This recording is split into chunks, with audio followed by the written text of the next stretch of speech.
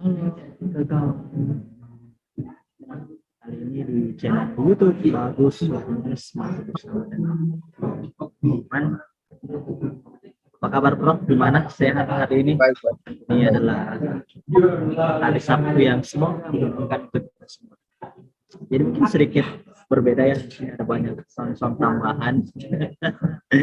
Ini untuk lebih memperlihatkan bahwa kami juga punya kegiatan-kegiatan yang sedikit berbeda karena kawan-kawan yang menyaksikan video atau video ini ya sedikit merasakan ada ini itu adalah suara-suara manusia juga saja. Jadi yang berbeda kali ini yang berwarna seperti diskusi kita minggu lalu. Jadi kita akan bahas ini yang lagi banyak dibicarakan, yaitu film. Kita akan ngobrol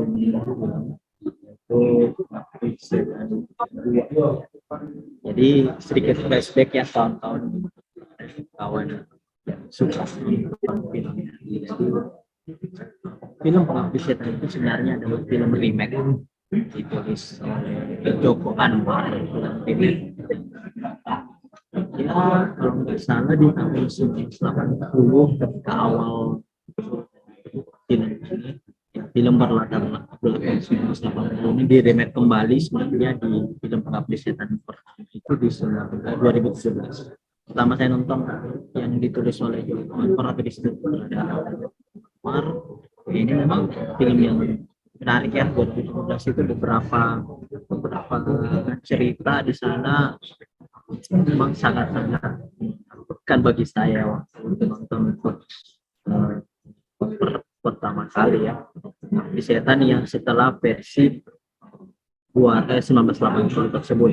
Jadi Pengabdi Setan ini juga mendapatkan banyak penghargaan sebenarnya.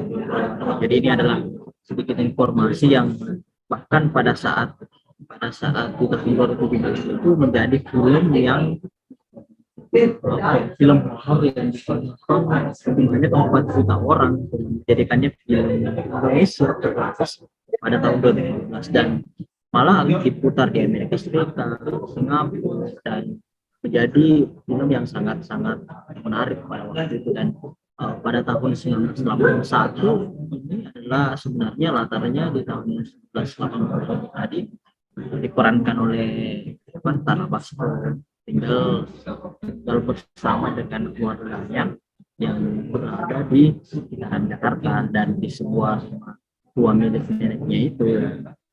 Dan memang sih kalau bicara film ya semenakutkan apa yang saya bayangkan ketika melihat film itu. Dan kondisi keluarga si Tara Basro ini waktu itu sedang sangat susah-susahnya, dan dengan masalah finansial pada keluarga pertama dengan kehabisan biaya pengobatan sakit dari ibunya yang penyakitnya itu sudah sangat parah, harus merasakan getirnya, padahal ibunya ini bernama Mawarni dan film itu adalah seorang aktris di zamannya yang sangat terkenal. Dan si Tara Basro yang memerankan sebagai kakak tertua bernama Rini mendapatkan uang tambahan termasuk bahkan jika dia bahkan untuk meminta royalti dari karya ibunya itu sudah tidak lagi. Dan seorang ayah yang kerja serabutan dan tidak bisa mendapatkan uang untuk apalagi namanya untuk membantu ekonomi keluarganya. Disinilah menjadi permasalahan ketika ibunya yang sudah lama sakit ini selama 3 tahun lebih meninggal di pemakaman Warni. Ibu dari anak-anak ini kan mereka bersaudara itu ada 4 ya, ada 1 ayah, dan keluarga ini pun dikenalkan dengan seorang ustadz yang kedua. Pada saat kejadian meninggal itu ekonominya belum baik, makanya rumah yang di pinggir kota itu ingin digadaikan. Tetapi apa yang terjadi, rentetan kejadian, saat itu neneknya pun meninggal, temukan tenggelam dalam sumur. Lah disinilah muncul banyak sekali kejadian-kejadian aneh dalam rumahnya. Neneknya meninggal tenggelam di sumur, kamar neneknya juga sering dihantui muncul sosok seperti yang bertayangan sekolah kembali ingin mengambil anak-anaknya ke neraka. Seperti itu plot-plot filmnya. Terus mungkin itu saja sedikit dan area untuk kesehatan yang pertama. Kita harus membahas sih ini. Jadi ceritanya suatu seminggu yang lalu kesehatan merilis di akun Instagram itu dari bahwa di segmen kedua atau komunian ini akan ditayangkan tanggal 4 Agustus. Ya, saya yang pernah menonton kesehatan yang pertama ini ingin juga lagi merasakan bagaimana kalau nonton untuk yang kedua kalinya, ya dengan bersusah payah lihat jadwal karena full block. Jadi setelah dirilis akan dijual tiketnya itu hampir semua bioskop ya di Makassar itu.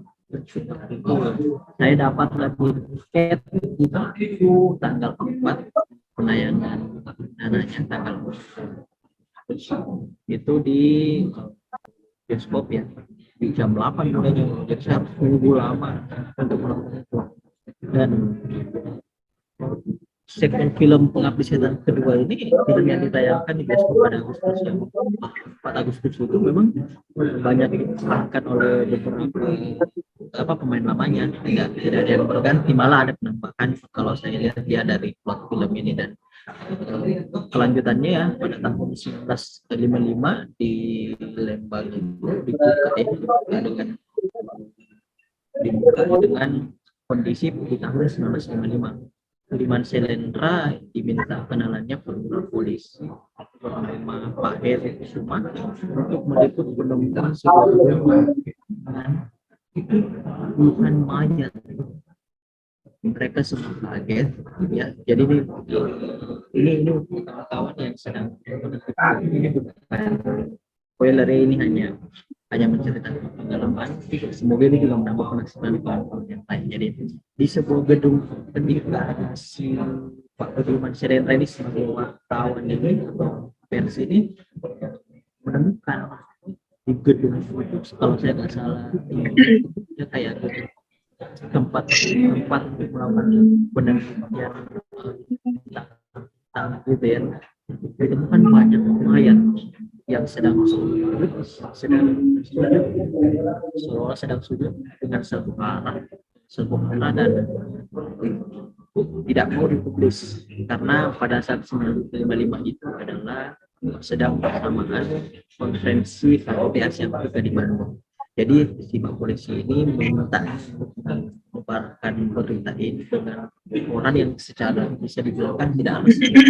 Terus berlanjut ke masa sekarang, lompat dari tahun itu di tahun 1984 ketika Rin sekeluarga sudah pindah dari itu dan lari kan, tinggal mereka di pinggiran kota Jakarta dengan rumah susun milik pemerintah. Dan kejadian di rumah mereka yang lama, rumah susun terletak di dataran kota Jakarta Utara dan dekat pulau.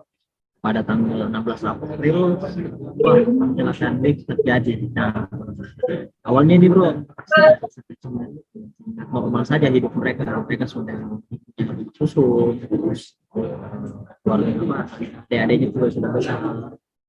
Tetapi yang terjadi adalah sebuah tragedi ada kecelakaan yang atau masuk layak dari sebenarnya. Terjadilah kecelakaan yang sangat besar waktu itu, dan pada saat kecelakaan itu banyak sekali orang yang meninggal, sekitar 10 ada 3 anak-anak yang tertimpal. Dan pada saat dan anehnya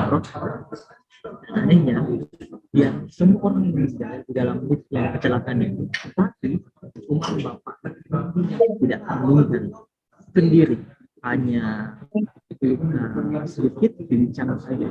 Makanya semuanya kok kenapa mereka bisa bapaknya selamat sementara yang lain meninggal dengan punya mengerikan lah. Dan akhirnya ada seorang anak yang meninggalkan tetangga mereka bernama Wisnu. Yatim piatu setelah ibunya turut menjadi korban kecelakaan itu. Jadi Wisnu bercerita kejadian ibunya kerap diperlakukan dengan kejam oleh ayahnya. Ketika plot Rini ini datang ke rumah bukan hanya sendiri, jadi mereka sedang berbicara dan Wisnu juga memperlihatkan buku kepada tapi ini yang sebuah tampil legal kayaknya. Jadi kayak mereka ini punya connect buat dengan 16 April.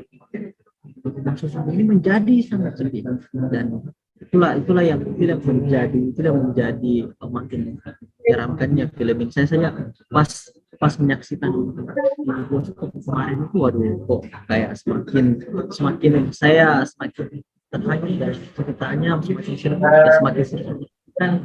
Terus tiba-tiba ada adegan di plot setannya masuk lah atau menegakkan, ya biasalah film horor dengan musik-musik gemuruh dan lain sebagainya. Tapi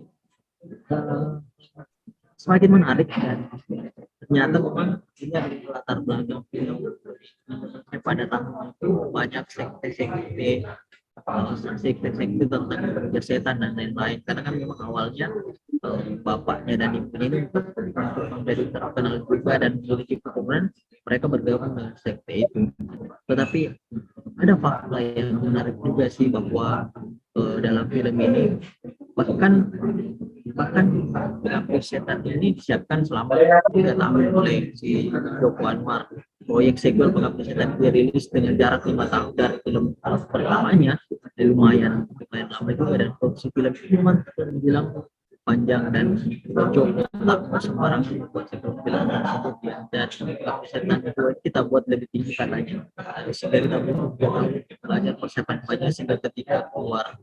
Dan yang menariknya lainnya adalah rusun yang digunakan sudah selama 15 tahun, dan salah satu pada saat ini juga katanya lama adalah menjadi lokasi pengambilan gambar, dan rusun ini memang sudah kosong selama 15 tahun ketika digunakan. Jadi cerita-cerita mistis dari rusun itu, bahkan ada yang mengatakan untuk lantai 7 dalam rusun itu nggak boleh dinaiki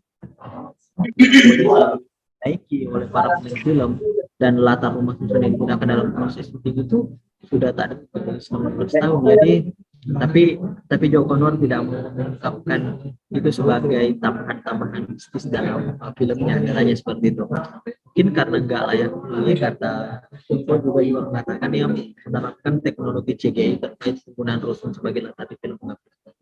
Kemudian ini seperti itu juga tidak mengungkapkan penerapan CGI dilakukan di bagian mana saja. Jadi teman-teman pasti tidak tahu mana yang CGI mana yang asli. Jadi banyaklah teknologi yang digunakan juga, dan syuting dengan pencahayaan natural. Jadi ini juga salah satu film yang dilansir beberapa media dengan pencahayaan natural. Dalam film tersebut Joko sengaja menggunakan pencahayaan yang sangat natural. Jadi Joko di sini buat sinergi dengan beberapa sinetron, percaya bahwa dengan pencahayaan natural kalau merasakan sinergi yang lebih banyak. Tapi memang saya juga yang pada saat menonton dalam hati yang sangat nyata bahwa ini tahun 1981-1984, dan yang menampilkan juga orang-orang masuk seperti berita terkait nembak misterius pada tahun itu. Memang sangat seperti kita dibawa kembali ke tahun itu untuk menyaksikan kejadian yang sangat mengerikan pada saat itu. Jadi dan memang sangat gelap cerita lewat ini, karena ya diperlihatkan bahwa pada saat itu untuk energi tidak sering mati, penghuni di pinggiran kota Jakarta diperlihatkan sangat tidak layak dalam kalian gitu kan. Karena kalau sekedar gambar ya, kalau saya lihat sudah oke lah untuk memperlihatkan apalagi namanya ya film untuk menonton film ini. Ya tadi kita kembali fakta yang lainnya adalah menampilkan suasana lapangan, dan dalam film tersebut juga kita berhasil mengajak apa tidak apa si pembuat film ini berhasil mengajak penonton ke dalam lapangan tadi dengan latar yang mengerikan lah kalau untuk ini. Dan fakta yang lainnya adalah ini film yang tayang di IMAX ya, di IMAX. Jadi Indonesia pertama itu adalah di proses final remastering DMR dengan menggunakan teknologi IMAX. Menjadi film pertama Asia negara yang mendapatkan kesempatan masuk sebagai sutradara film Pengabdi Setan ya. Si Joko Anwar ini mengatakan hal itu menjadi salah satu upaya untuk memberikan hal yang terbaik untuk penonton di Indonesia. Sebenarnya kami pengen beri yang lebih, karena kalau segini saja penonton nggak balik lagi, nonton apalagi ini adalah sequel selanjutnya. Dalam beberapa pengalaman saya menonton film horor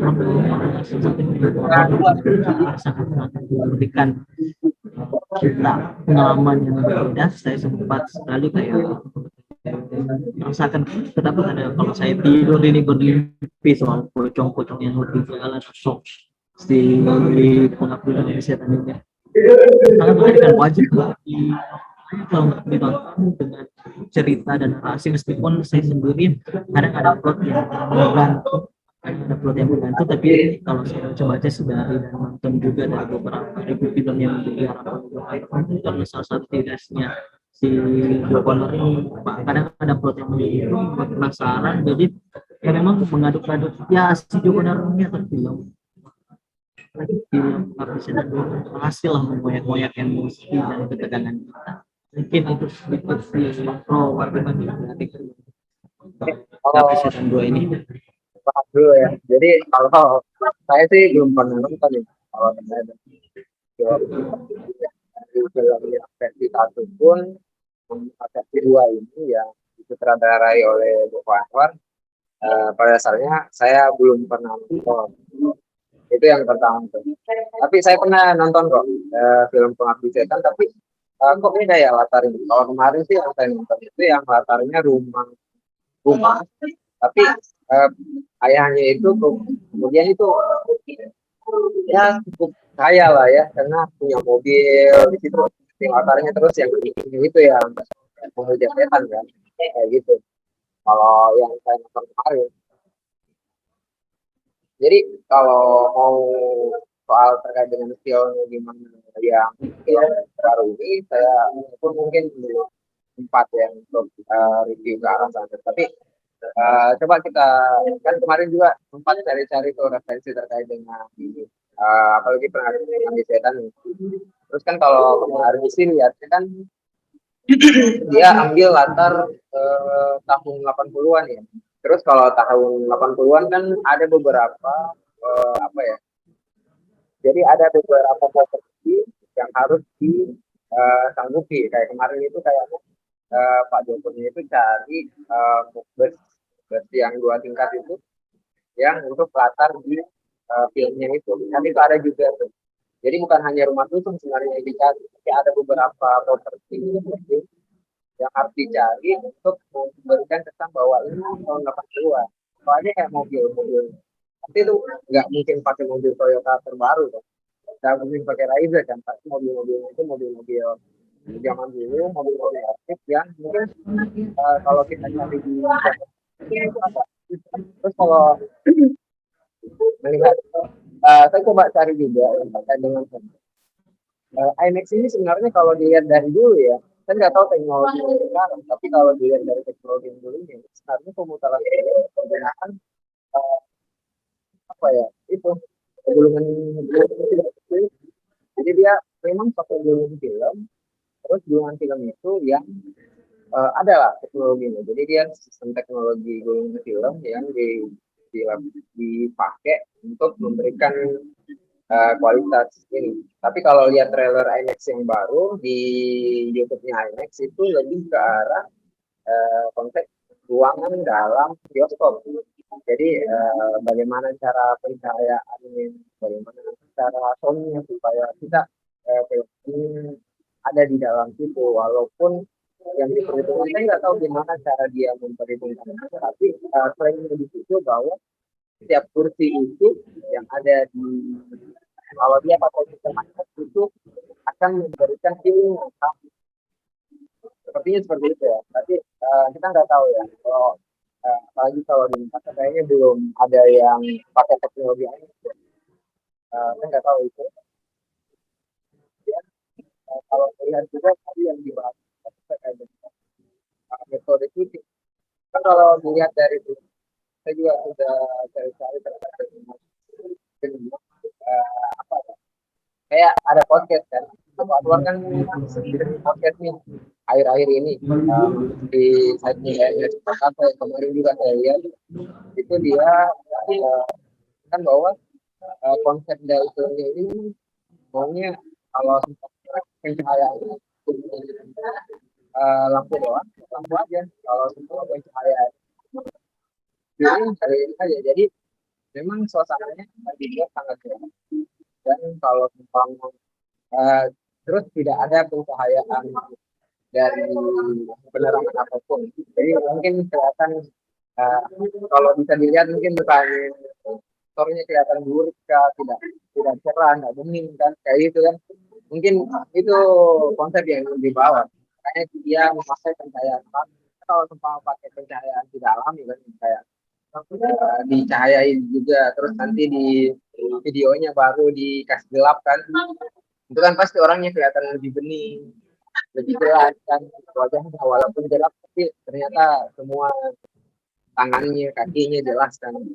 Itu biasanya begitu kalau kita pakai pencahayaan artificial ya, apalagi kalau pakai CGI kan. Mungkin penggunaan CGI sebenarnya untuk mewadahi beberapa scene mungkin ya tidak ini nggak bisa di cover sama cara manual. Contoh kalau umpama dia terbang kan nggak mungkin pakai cara manual kan, terbang kayak gitu.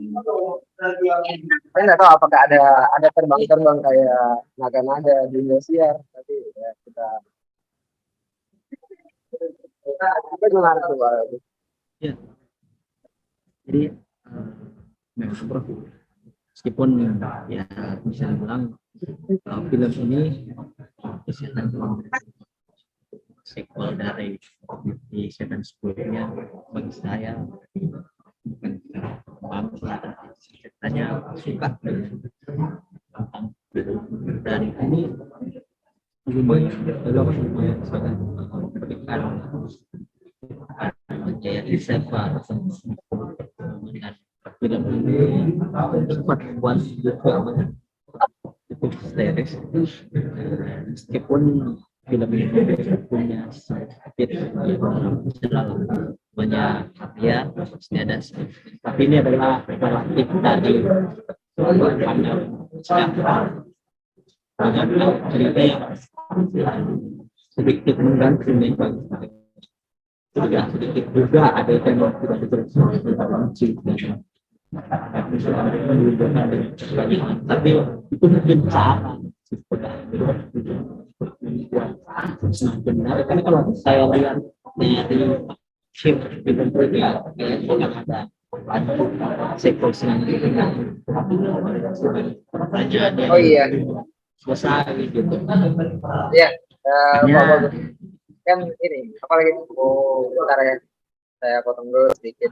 Kan kalau kita lihat juga kan, kalau biasanya kan kalau dari tahun ke tahun itu, kalau kita lihat kalau ekspektasinya, kalau hasil dari film pertama itu bagus, biasanya ekspektasi untuk film kedua itu pasti akan lebih tinggi kalau contoh kayak kemarin tuh ya, filmnya Dokter Strange, terus pas di sequel yang kedua di Multiverse of Madness, orang kecewa tuh karena ekspektasinya terlalu tinggi, apalagi pasca COVID orang sudah bisa masuk bioskop, terus pas nonton ternyata B aja kan.